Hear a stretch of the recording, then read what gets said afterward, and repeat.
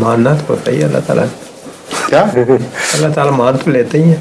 نہیں, جس کے متعلق یہ کہہ دے جی ہاں کہ میں ضرور مانوں گا, جی ہاں اس کا اختیار بندے کو دے دے ہاں جی تو وہ خدائی میں شریک ہو گیا, جبکہ اس کے اندرونی حالات کا علم نہیں.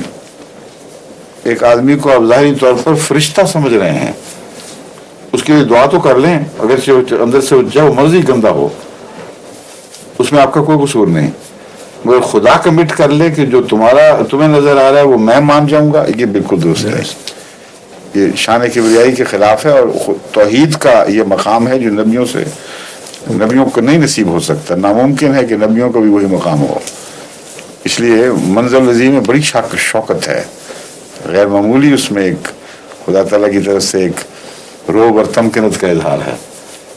منزل نظیر یشفع عنده الا باذنہ, نبی بھی سوال ہی نہیں کوئی.